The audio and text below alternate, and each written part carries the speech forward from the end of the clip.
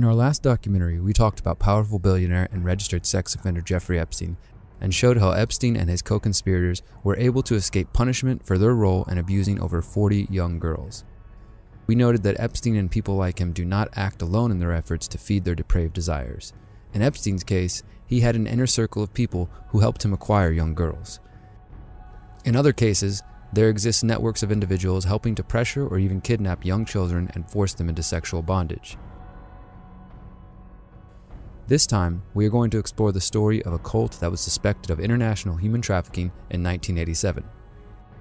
The Finders Cult was a young group of men, women, and children who claimed to be nothing more than former hippies living an alternative lifestyle and practicing alternative parenting. The Finders were founded by a mysterious man with military connections nicknamed the Game Caller, who believed in turning his life and the lives of those around him into a constant game or experiment. Although more than 30 years have passed since the Finders made their way to the front page of newspapers all over the world, questions still remain. Did the Game Caller's games involve trafficking of children? What exactly were the Finders finding? Why did this story make mainstream headlines and then disappear in less than a week? Was the story part of the moral panic of the 1980s or something more? We will answer these questions, and most importantly, we ask, who will find what the Finders hide? As we examine the story of the Finders Cult, I would like to make all of our viewers aware that everything in this film is documented and can be confirmed by looking at our transcript and sources. This story deals with accusations of satanic activity, child trafficking, and intelligence operations. We take these claims seriously and went to great lengths to confirm the information we are about to present to you. On a chilly February morning in 1987, an anonymous caller tells the Tallahassee Police Department that two well-dressed men are at a local park with 6 kids and a blue van. The children are described as looking disheveled with potential signs of abuse. Tallahassee police arrive and question Douglas E. Ammerman and Michael Houlihan. The two men say they are taking the kids to a school for brilliant children in Mexico. The men also say the children are being weaned from their mothers. Authorities eventually take the men and children into custody. A search of the van turns up 20 floppy computer disks, a TSR-80 computer, and a, quote, device that police say could be used to hook into a computer in another location by a telephone, end quote. Immediately, it becomes clear this case is not like any other. Following the arrest, the Associated Press reports that police had moved the 6 children from a shelter after receiving a half-dozen phone calls threatening the kids. The children were moved to an undisclosed location where they were being protected by armed guards. When interviewed by the police, the kids say the men are their teachers, that they have been living in a house with other children and adults. The police report also notes the kids are eating a raw food diet, covered in bug bites, and only fed as a reward for good behavior. The children are unaware of modern technology, including phones, televisions, hot water, staplers, typewriters, and electricity. The oldest child, Mary, says they receive instructions from a man they call a game caller or a game leader, the founder of the Finders, also known as Marion Petty. By Thursday, February 5th, Tallahassee police confirm the children and men are a part of a group known as the Finders. U.S. District Court records in Washington indicate a confidential police source previously told authorities the Finders were a cult that conducted brainwashing techniques at a warehouse and apartment in Washington, D.C. This source tells of being recruited by the Finders with promises of, quote, financial reward and sexual gratification, end quote, and of being invited by one member to explore Satanism with them. At this point, officials with the U.S. Customs Service Agency join the investigation due to suspicion that the potential crimes may have crossed state or national borders. The U.S. Attorney's Office and the Federal Bureau of Investigations are also said to be investigating the case. After learning the children are based in the D.C. area, the Tallahassee Police Department contacts D.C. Metropolitan Police to establish the identities of the children. Tallahassee police learn that D.C. police are already aware of the Finders. On Friday, February 6th, Virginia State Police raid a 90-acre farm owned by Marion Petty in rural Madison County, Virginia. Neighbors of the farm say children were often brought to the farm in vans, usually crying. An FBI report states that, quote, evidence of a satanic cult ritual was discovered, end quote. The same report notes that all reports regarding Finders are to be classified secret. Meanwhile, D.C. Metro Police and U.S. Customs Service agents raid other Finders properties, including a duplex apartment building and a warehouse in Washington, D.C. Police reports and articles from 1987 indicate that the D.C. police removed large plastic bags filled with color slides, photographs, and photographic contact sheets from the warehouse. Some of the photos were of naked children.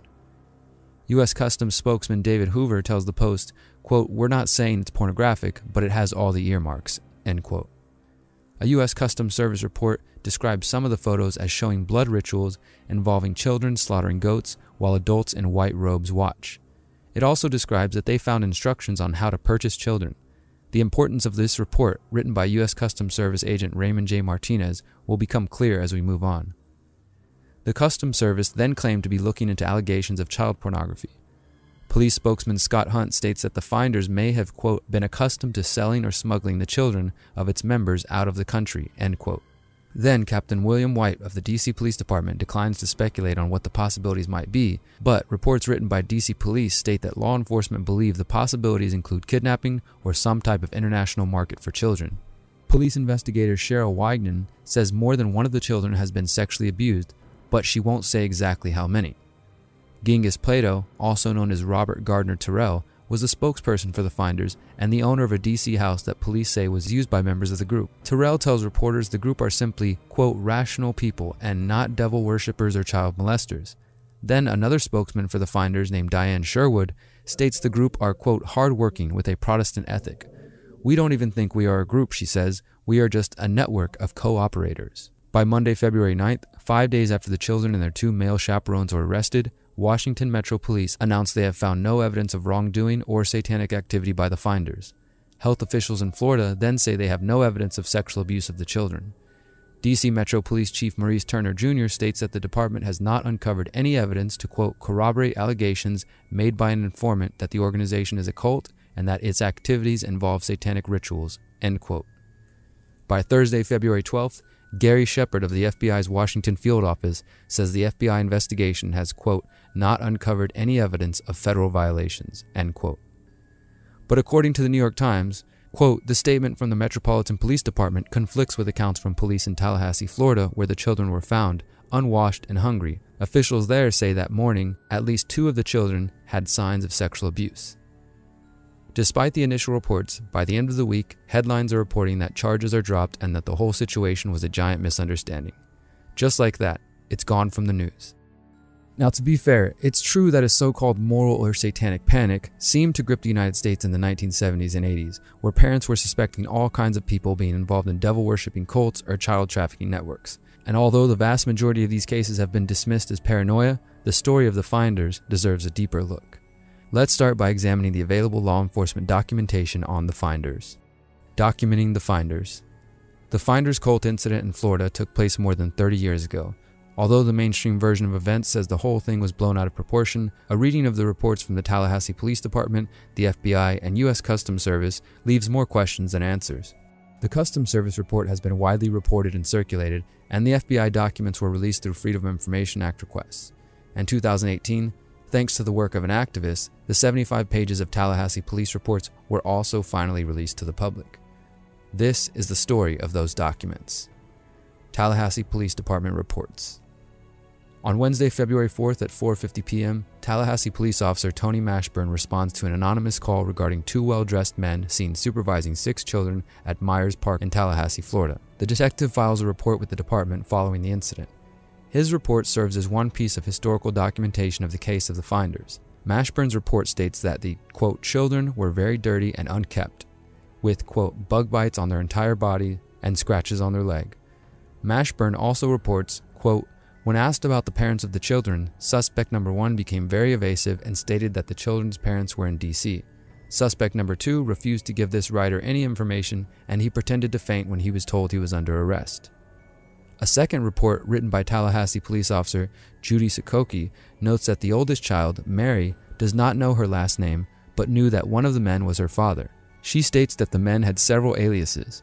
When asked where they were going, the children say they do not know, they were just, quote, "going different places and staying at campgrounds." The children also say they hadn't seen their mothers for 2 months, since before Christmas, because they were being weaned from their mothers.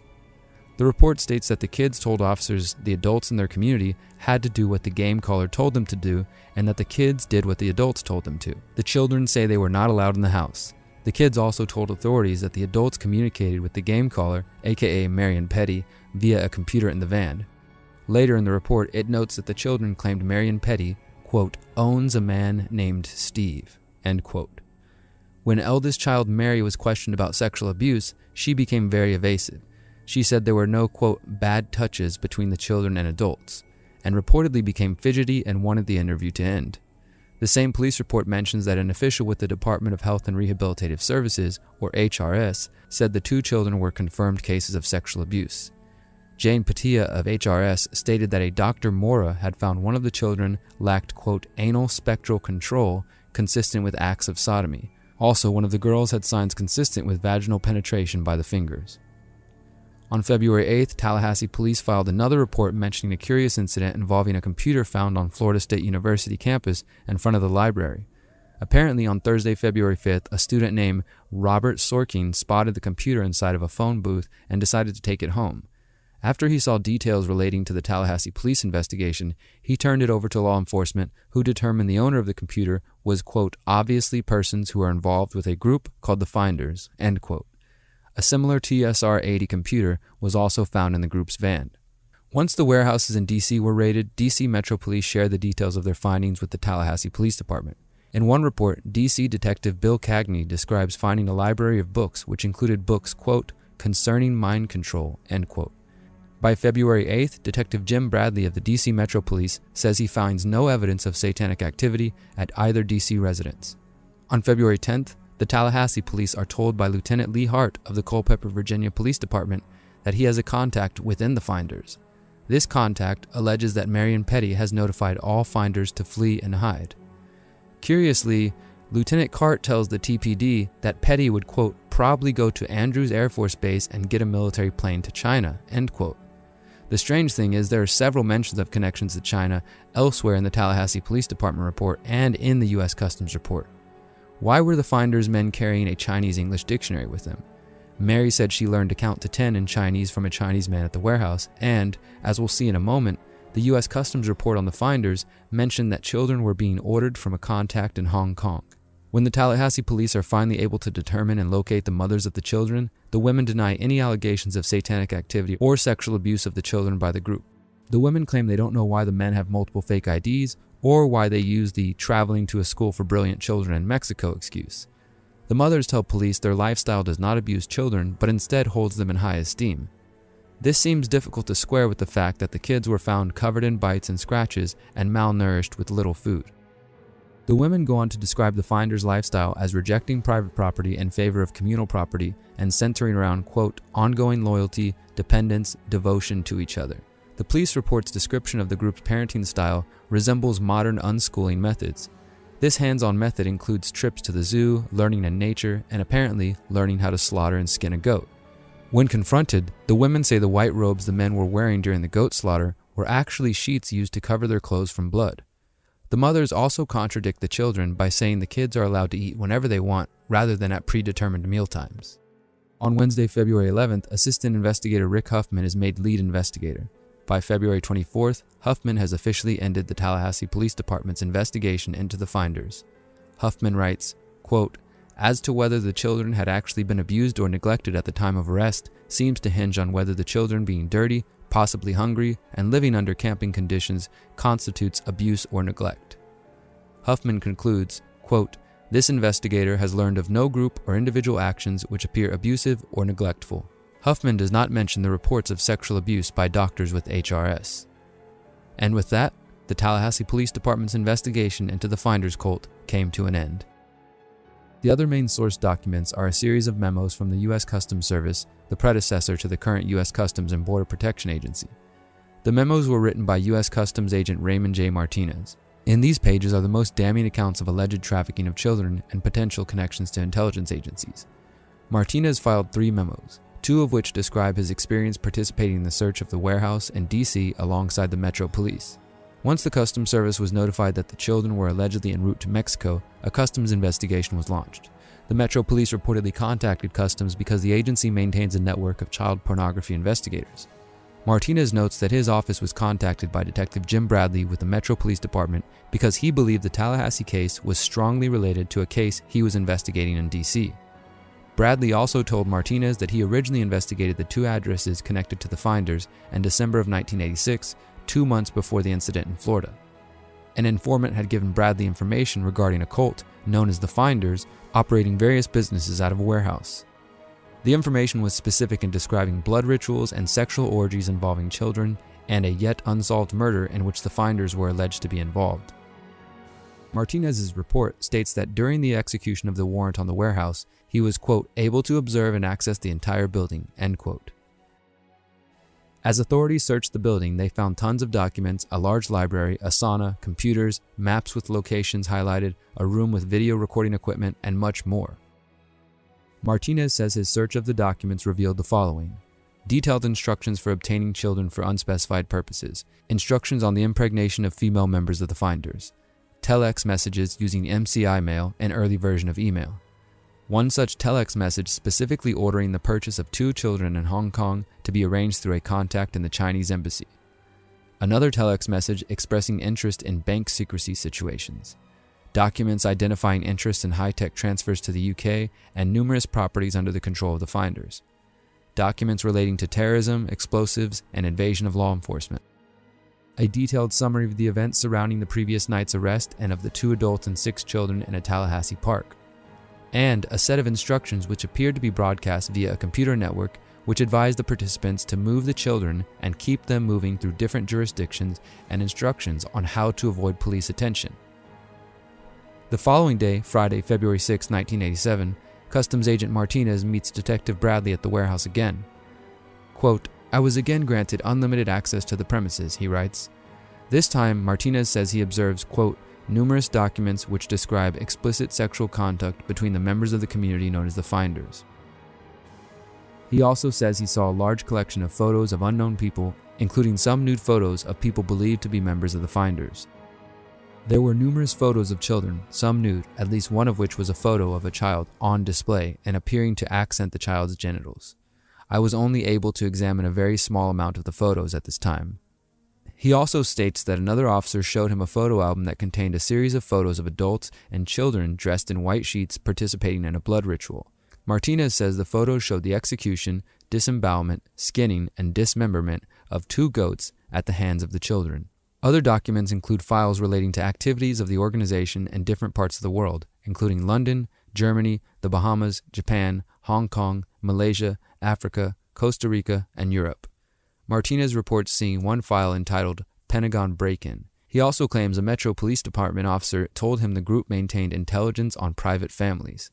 The officer told Martinez about a game the Finders would play in which the group would respond to local newspaper advertisements for babysitters, tutors, etc., and then a member of the Finders would gather as much information as possible about the habits, identity, occupation, etc. of the family. Martinez's file memo was filed April 13, 1987. 2 months after his original memos, Martinez reasserts his view that, quote, numerous documents were discovered which appeared to be concerned with international trafficking in children, high-tech transfer to the UK, and international transfer of currency. Martinez says he talked with Detective Bradley on March 31st regarding a meeting to review the documents seized during the execution of the 2 search warrants. When Martinez arrives for the meeting on April 2nd, Detective Bradley is not available. Martinez writes that he, quote, spoke to a third party who was willing to discuss the case with me on a strictly off-the-record basis, end quote. Agent Martinez is notified that all passport data gathered during the investigation was given to the U.S. State Department. The State Department then tells the Metro Police that all travel by the passport holders was within the law and no action was to be taken. Martinez notes that, quote, this includes travel to Moscow, North Korea, and North Vietnam from the late 50s to mid-1970s. Countries engaged in conflict with the United States at the time. This unnamed third party also tells Martinez that, quote, the investigation into the activity of the Finders had become a CIA internal matter, end quote. Martinez's final statements reveal the MPD report has been classified secret and was not available for review. I was advised that the FBI had withdrawn the investigation several weeks prior and that the FBI Foreign Counterintelligence Division had directed MPD not to advise the FBI Washington field office of anything that had transpired. No further information will be available. No further action will be taken. Just like that, with a disregard for credible reports that merited further investigation, the FBI, the Tallahassee Police, and the U.S. Customs Service were done investigating the Finders. At least, for the moment. Not everyone was convinced that the case against the Finders was over and done with. A 1993 report from U.S. News & World Report states that an unnamed Tallahassee investigator accused the police of dropping the case, quote, like a hot rock, end quote.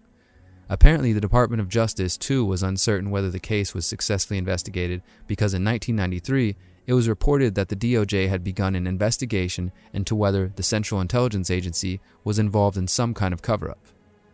A December 1993 Associated Press report states, quote, the Justice Department said Friday it is investigating allegations the CIA used a front company run by a commune to train agency employees and that the CIA blocked investigation of the group.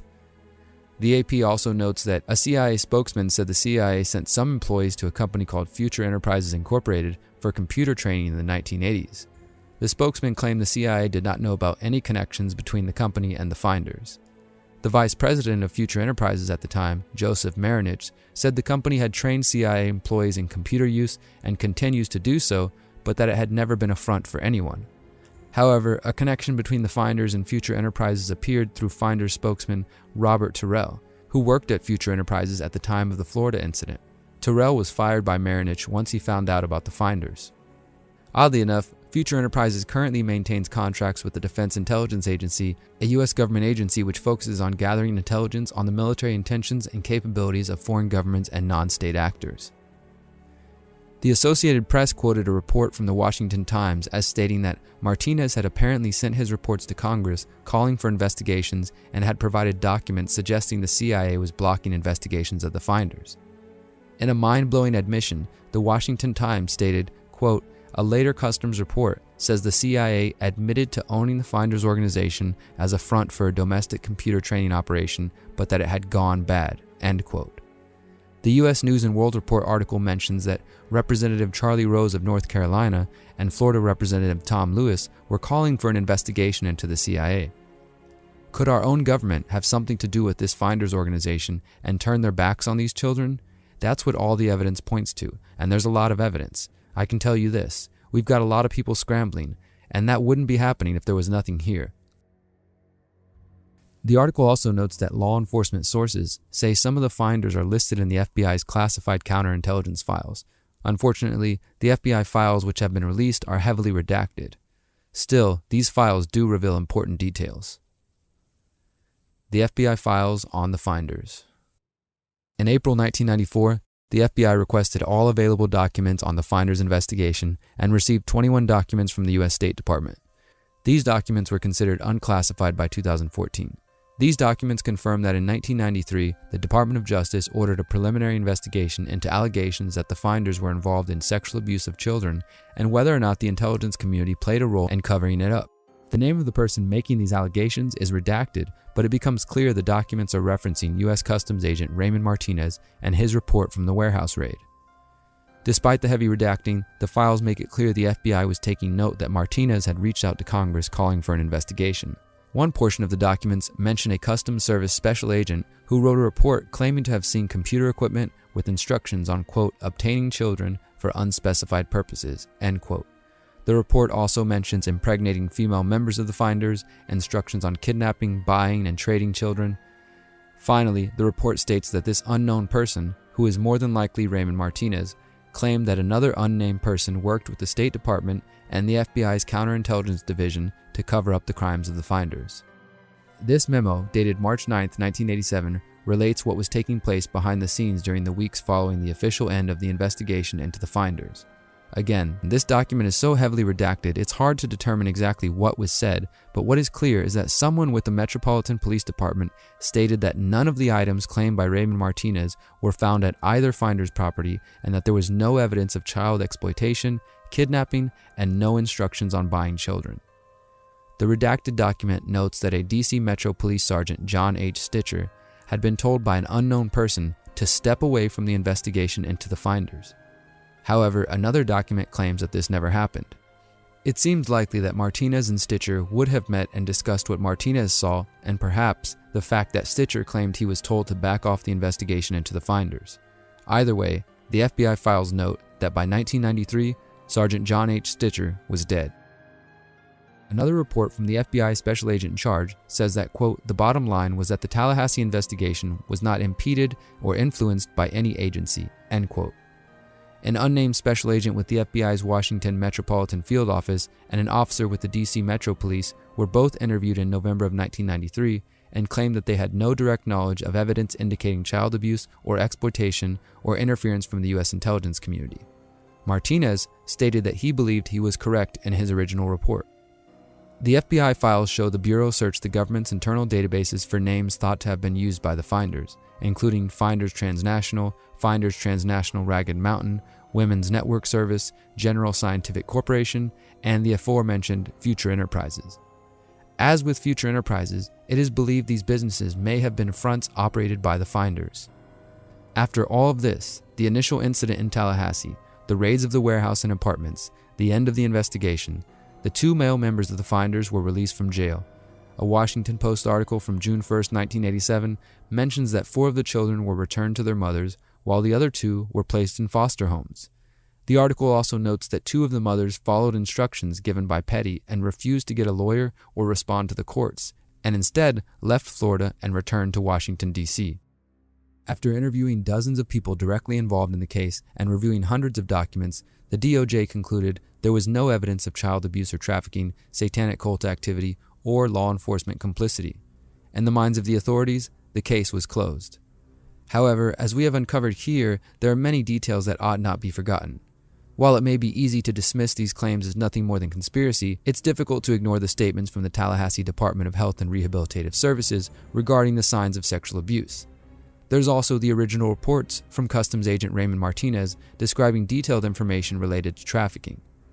When asked for a comment about his initial report, Martinez agreed to speak to us as long as we did not record. In one email exchange, Martinez makes it clear that he stands by his original report and does not believe anyone will be held responsible. On November 1, 2018, Martinez wrote, quote, nothing's ever come of any info I've provided over the years except professional grief. I have no delusions of anyone ever being held accountable for what I know happened. Without that potential, I really don't see the point. Unfortunately, before we could uncover any more details about what exactly he saw, the former customs agent backed out and ended communication. Regarding Martinez's statements about professional grief, court records show that in 1994 he was accused of improperly disclosing case information to a close co-worker of an individual under investigation. He was reassigned from the position of criminal investigator and his pay was docked. Whether Martinez believed this was done in retaliation or not, we don't know because he refused to respond to any more questions. Is it really possible that Martinez imagined the whole thing? Could the doctors have been mistaken when observing signs of sexual abuse on 2 of the kids? It's possible. Anything's possible, including the possibility that the agents in the FBI, Customs Service, and Metro Police covered up what U.S. Customs Agent Martinez saw and then made him look incompetent. On the other hand, it's also true that none of the former members of the Finders have come forward to say the group was involved in child trafficking or sexual abuse. Even former members who sued the group and had plenty of criticisms claimed there was no signs of sexual abuse. One would imagine that even one member would leak the truth to the public if there was indeed something more to the story. However, one could also argue that anyone who is involved with the Finders and their alleged activity would probably be well aware of how connected and powerful the group is and might be too terrified to blow the whistle. To understand the Finders, we need to examine the people involved in the day-to-day activities of the cult. More specifically, to find what the Finders hide, it's imperative to study the founder of the group, Marion Petty. The following details are taken from the public record on Petty, as well as interviews with members of the Finders. Who was Marion Petty? Little is known about the life of Marion D. Petty, the mysterious founder of the Finders. Before his death in 2004, it had been widely reported that Petty was a retired Air Force Master Sergeant who spent years rubbing elbows with the top brass and the United States intelligence community. The true nature of Petty's connections to these intelligence agencies remains a central mystery to the case of the Finders cult. After the Tallahassee arrests in 1987, the New York Times referred to Petty as a, quote, charismatic leader who urged his followers to study a doctrine that stressed self-exploration and futurism, end quote. During the investigation, Priscilla Coates, president of the Bay Area chapter of the Cult Awareness Network, told the Associated Press that the Finders were not a satanic cult, but rather quote, just a weird situation where Petty controlled others and made everything a game. Media reports from the 1980s state that the Finders first evolved out of the human potential movement of the 1970s, a movement based on the idea that an extraordinary potential lie within each person waiting to be unleashed. Petty, who was also known as the student, the stroller, the pathfinder, or the game caller, claims that he had been hosting parties and gatherings of like-minded people since the 1930s. In a 1996 interview with the Washington City Paper and a 1998 interview with Steam Shovel Press, Marion Petty discussed his early years. Quote, I've been keeping open house to fools since the 30s. I rented 2 apartments in Washington and had open house. Anyone that wanted could come and stay with me. I'm still doing it. End quote. In fact, Petty told both the Steam Shovel Press and the Washington City Paper that since World War I, he kept open house, quote, mainly to intelligence and counterintelligence people in Washington, end quote. Petty claimed that his goal was to know everything and say nothing. Quote, I run a private intelligence game and I send people out undercover to find out various things. I've been investigating the CIA before it was the CIA, when it was the OSS, Petty stated in reference to the predecessor of the CIA, the Office of Strategic Services. In 1998, Petty told the Steam Shovel Press that in the 1960s, investigators were monitoring him for 4 years. He claimed that the investigators accused him of being a drug dealer and then a front for the CIA. However, Petty claimed that eventually the investigators left him alone. Petty also stated that he tried all of his life to get behind the scenes in the CIA.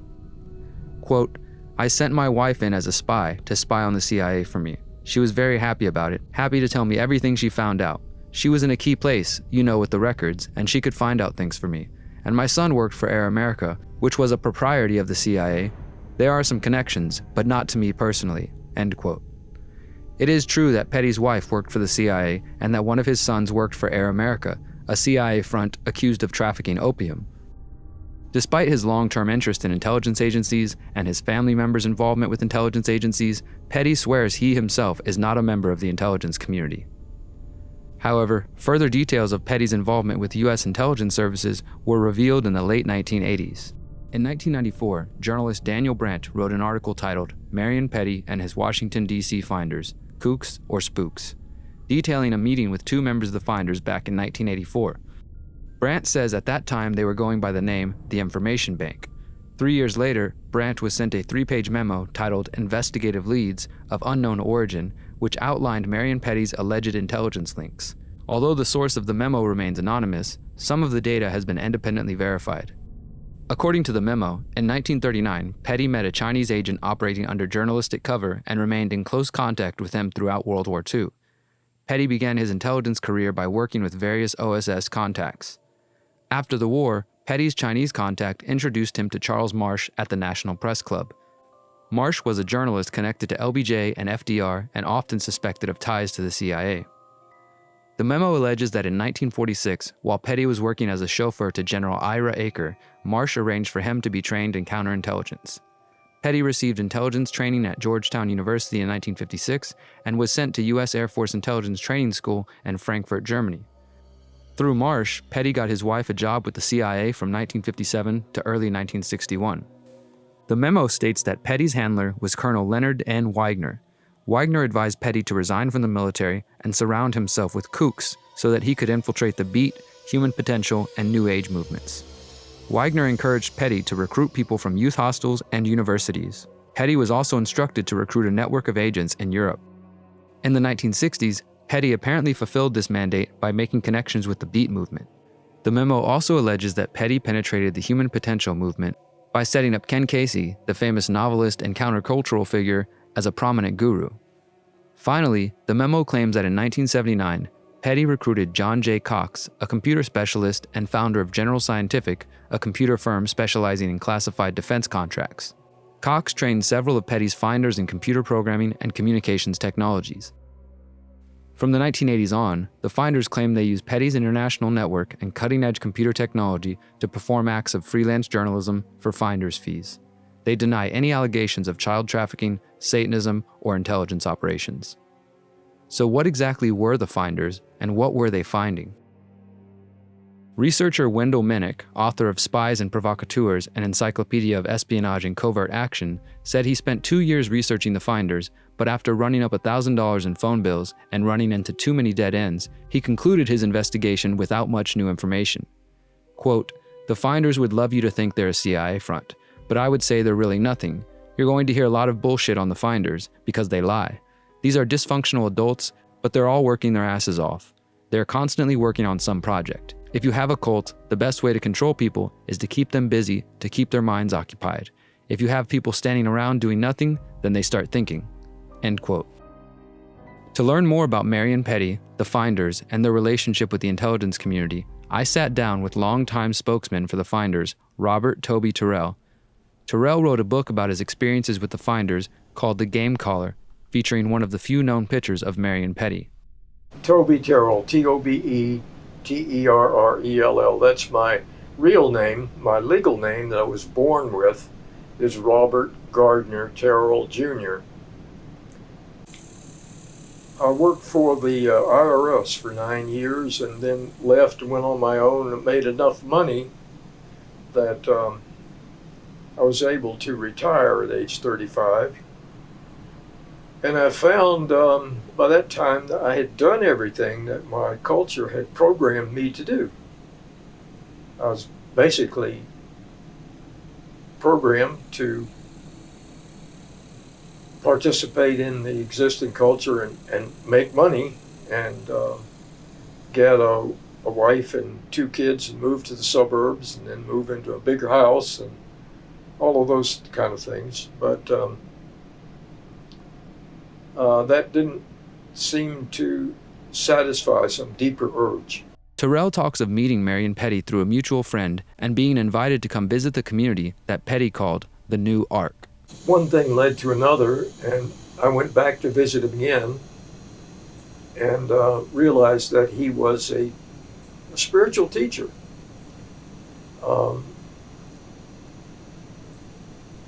Based on the questions that he asked me.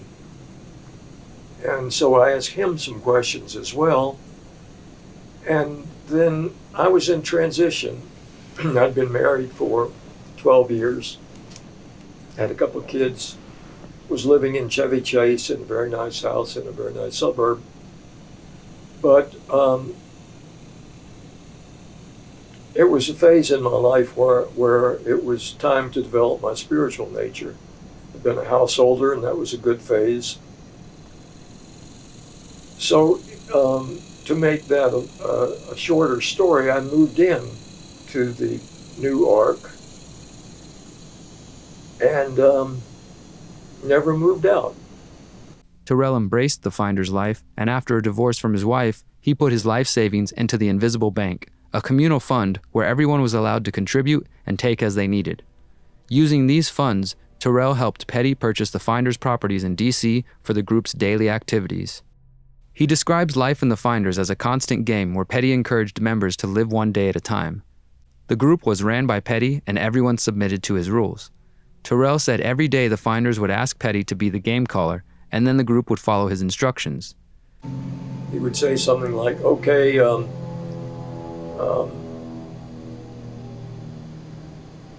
take off with no money and don't come back till you have $100. And no instructions other than that. And then you just leave and do whatever it took to get $100. Not that we were trying to get the $100, it was trying to get the experience.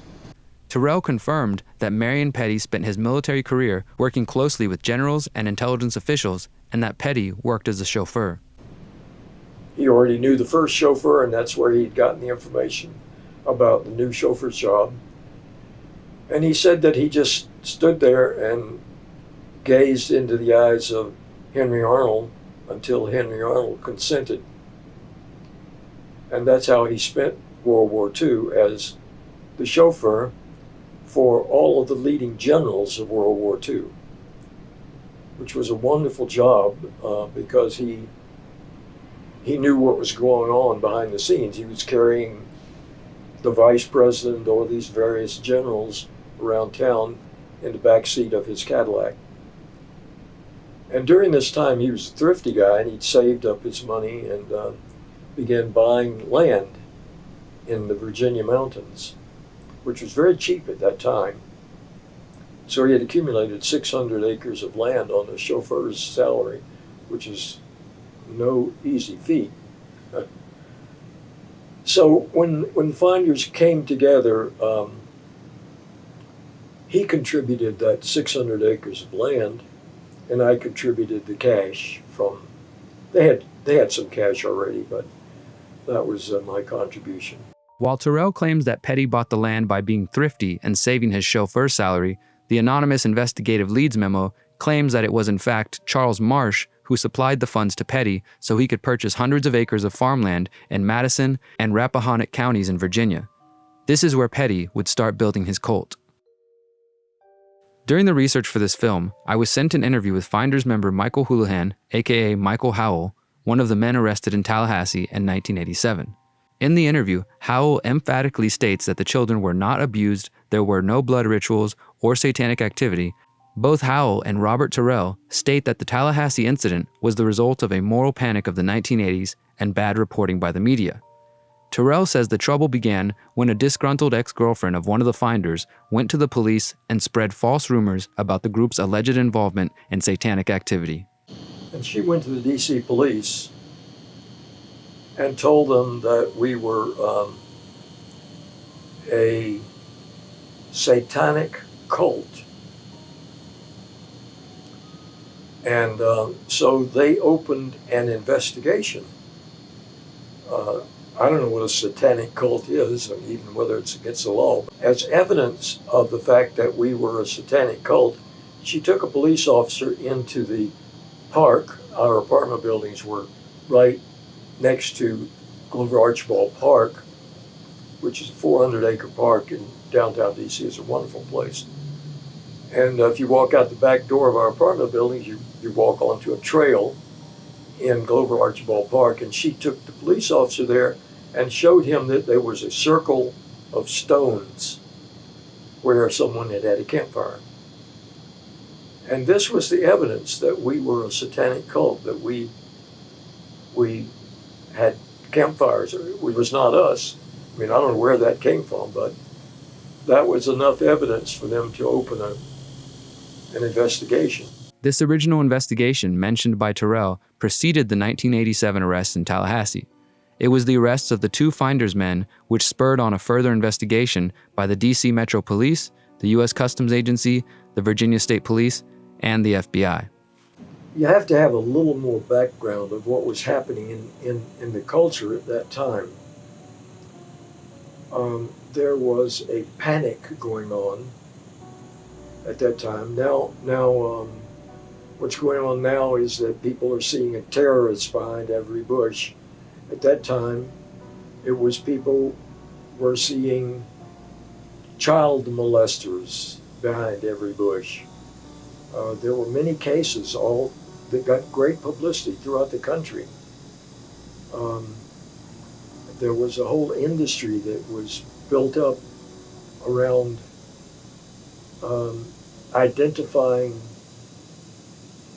child molesters, most of which amounted to nothing. There was a famous case out in Manhattan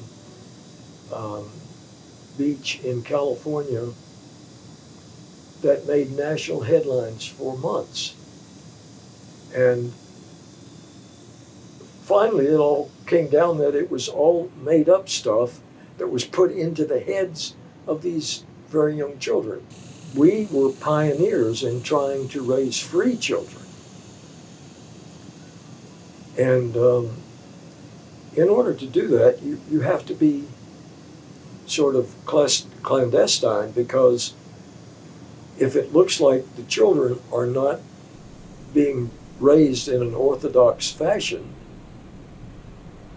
you can get yourself into a lot of trouble. And we certainly were not raising our children in orthodox fashion. We never gave them an order.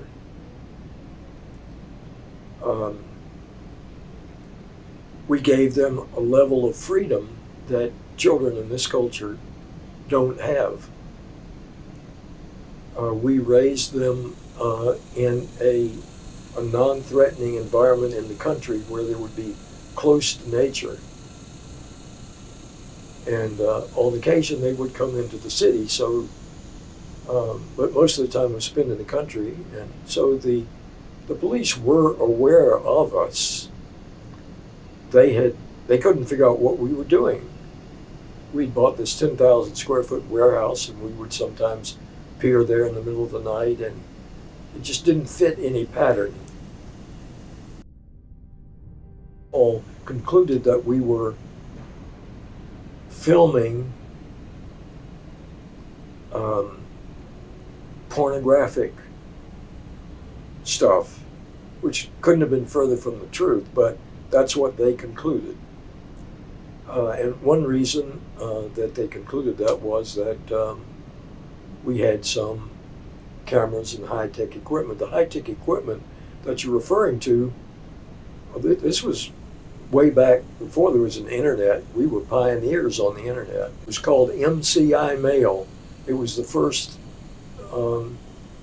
email system. Terrell dismisses the 1993 reports from U.S. News and World Report and reports filed by U.S. Customs Agent Raymond Martinez.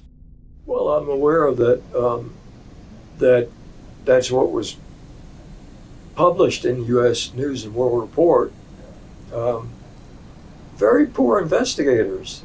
They took the word of a guy who was discredited in the and had been fired for other reasons in the customs, and that was absolutely crazy, and he had no evidence for it. It was just something that he said. You know, if you're an investigator sent out to get information, you don't just say it, you get evidence. Well, his evidence was that he had seen some communication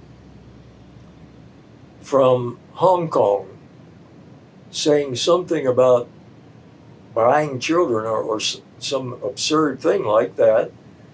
And that was his interpretation of a kind of communication that he knew nothing about.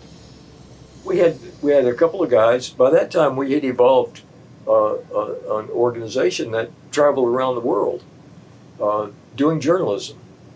And we had two different people who worked for Hong Kong News doing freelance articles, usually high-tech articles. And they happened to be in Hong Kong when the whole thing came down. And we communicated back and forth.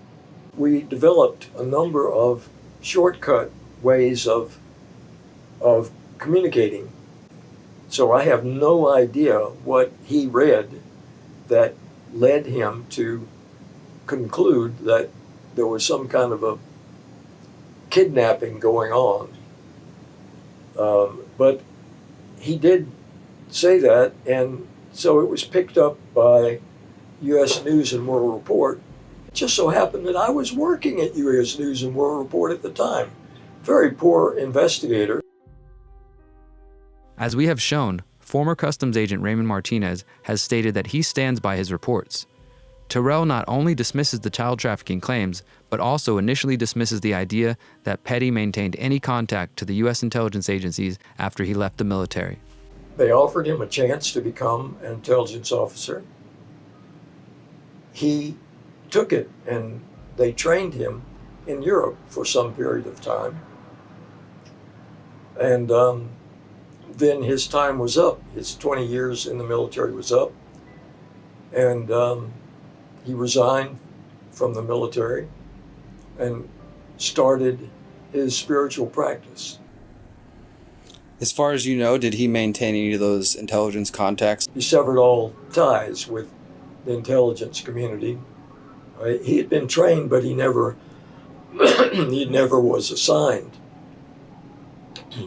When his training was over, he flew back to Washington and approached General Ira Aker, who was then the Secretary of the Air Force.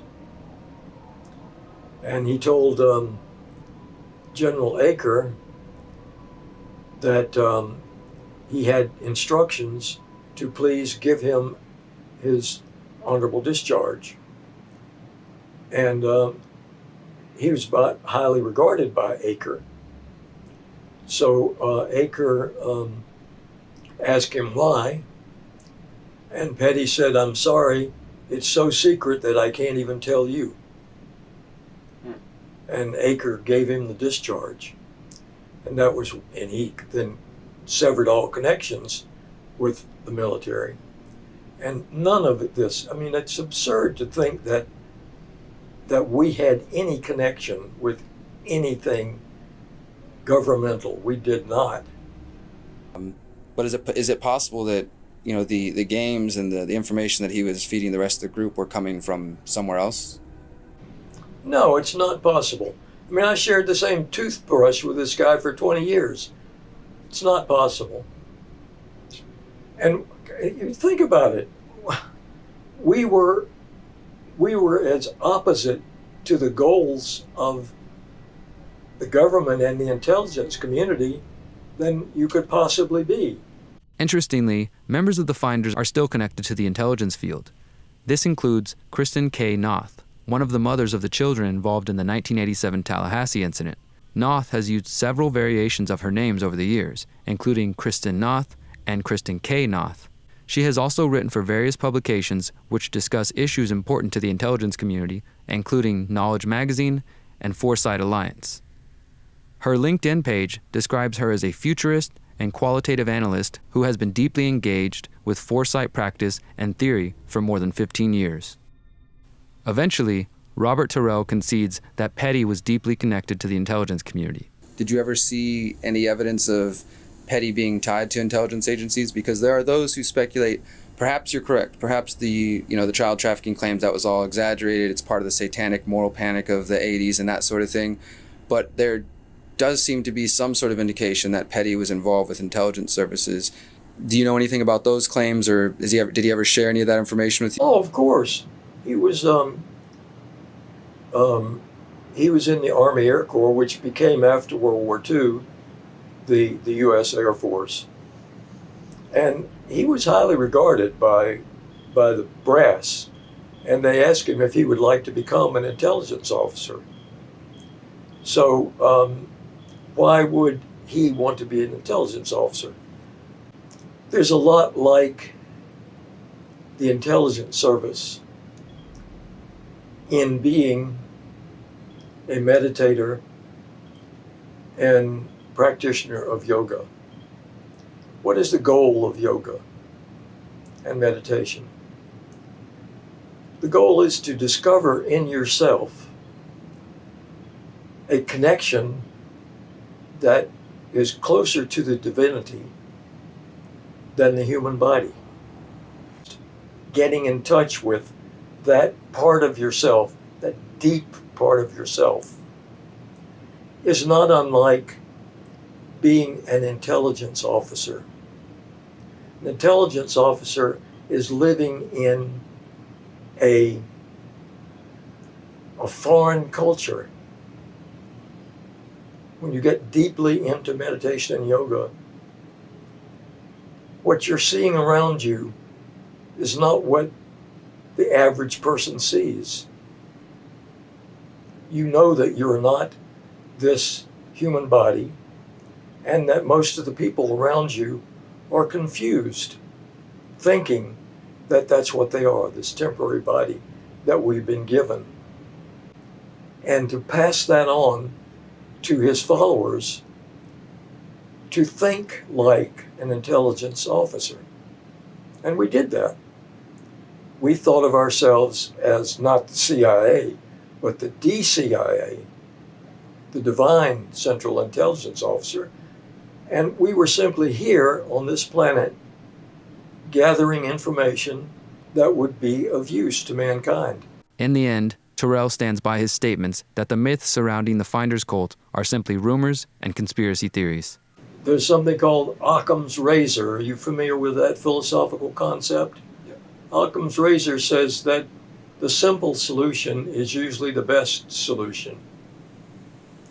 These elaborate myths that have come up online from conspiracy theorists are not simple solutions, and they make no sense to a rational person, particularly when there's no evidence of any of this stuff. There's no evidence of any of this conspiracy theory, and there's no motive of why we would be trying to help the very organization that we are trying to supplant. It doesn't matter to me whether people believe that foolishness or not. I'm not trying to convince people to believe it or not believe it. If anything, I would simply say, smoke out these unconscious urges that were put there by getting you to play a role in the world rather than be yourself in the world. The training for the finders was to smoke out the unconscious neuroses, or whatever word you want to give them, to stop playing a part that was assigned to you by your culture and be yourself. That's dangerous. It was dangerous then, it's even more dangerous now. Although Terrell denies any truth to the child trafficking and intelligence agency allegations, his statements in our interview confirm what was reported in the anonymous investigative lead's memo. As of 2019, no member of the finders or their children have come forward to voice complaints or admit involvement in child trafficking or sexual abuse, satanic worship, or intelligence activities. However, neither Terrell or Howell can explain why doctors with the Tallahassee Department of Health and Rehabilitative Services initially described signs of sexual abuse on 2 of the children. Nor can they explain how Raymond Martinez could imagine such detailed evidence of an international trafficking ring, including the instructions on purchasing children and nude photos of the children. Once again, in order to believe the accounts of the finders, you must believe that Raymond Martinez imagined or faked his whole report and that the doctors mistakenly identified signs of sexual abuse, not to mention the various reports of a cover-up by the Central Intelligence Agency. So then, we must ask, who are the finders, and what exactly were they doing?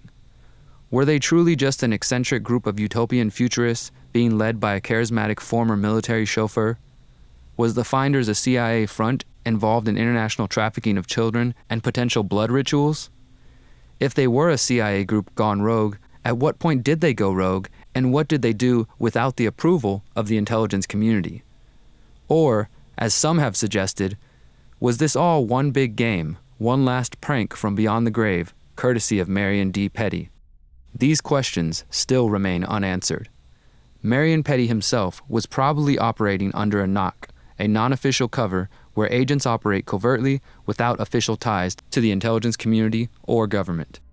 If a NOC is caught violating the law, they are on their own and will not be rescued by their employer. Due to the constant moving around and the group constantly participating in games, it's possible that some members of the finders were ignorant to the intelligence activities of the group. However, it is clear that some members of the finders formed Marion Petty's inner circle and spent their time traveling internationally, likely using journalism as a cover for intelligence activities. If these activities did involve child trafficking, the evidence is long gone, having been hidden from the public since 1987. Our goal in making this film was to expose more people to the reality of corruption and cover-ups involving law enforcement and government agencies. We hope sharing this information can help shake loose the remaining truths about the actions of Marion Petty and the finders. Thank you for watching.